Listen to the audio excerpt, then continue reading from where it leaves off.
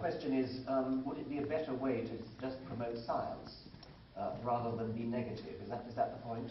Well, how do you promote science to those who may not be willing to hear it? Science is wonderful.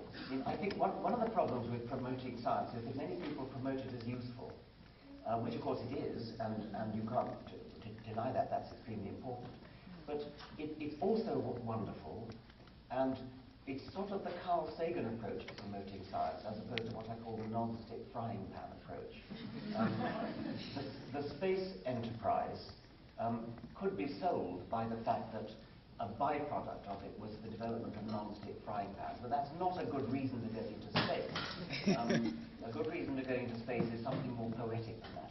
It's more the Carl Sagan. The usefulness of science is part of it, but inspire people with the poetry of science. Science is the poetry of reality. And I think another problem with teaching science is that it's often taught as if you can't do science unless you actually are going to practice it in the lab.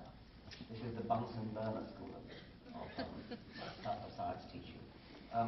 Yes, it's important that we have young scientists who learn how to use the Bunsen burner and all the other apparatus of science. But just as you can appreciate music without playing an instrument, you don't actually have to do five-finger exercises on the piano. You don't have to actually play the violin or something in order to appreciate and enjoy music, and even be expert in music. So science can be taught in a non-practical way. Okay. Question, please. Thank you for your talk. There's quite a few of my fellow students here tonight from Lewis and Clark Law School that are part of the Secular Legal Society. In your experience working with other people, what can we do as future lawyers to help the secular movement? Well, you could be honest.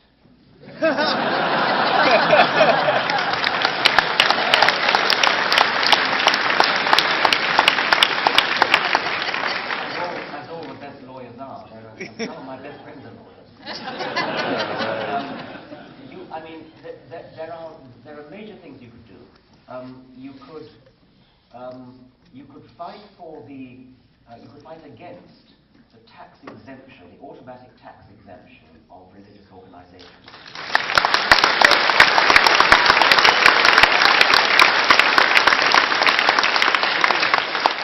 Which is a scandal in both Britain and America. It's true that certainly in Britain, if you want to get charitable status for your, that means tax exempt status for your charity, all you have to do is be religious, be a church of some sort, and you go through like a breeze, not a problem.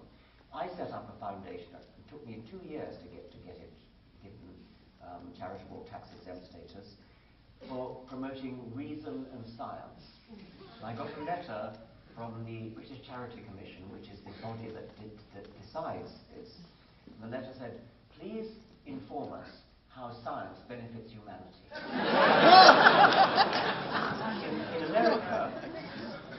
In America, you get tax-exempt status simply if you call yourself reverend. May I invite everybody in this room to define themselves as a reverend and apply for tax-exempt status. And everybody in the country should do it and kill this once and for all. It's nonsense.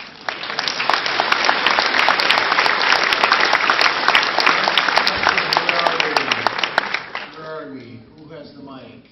Can you stand up, please? Thank you. So I was wondering, the DSM makes an exception for religious, visualizations as not being hallucinations. And so, psychology is a field that's deep in science. I'm wondering, how can we rid psychology of that sort of cancerous ideology? I didn't quite understand. Did you use an abbreviation? Yeah. For the DSM, the Diagnostic Statistical Manual.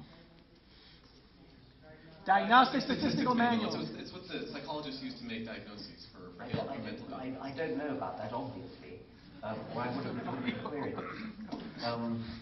So this is a diagnostic test for what? It's a manual. It's what psychologists use. I'll give you. May I answer this question? Yes, please do. Yeah. Chapter 9 of my book It's right there, a manual for creating atheists. We must remove the exemption for if somebody is suffering from a delusion and they happen to share that with other people and they put this moniker or this tag on it called religion, they're granted an exception. And so in my book, I detail exactly how we can, that's the #1 thing that we can do to help to fight the faith virus.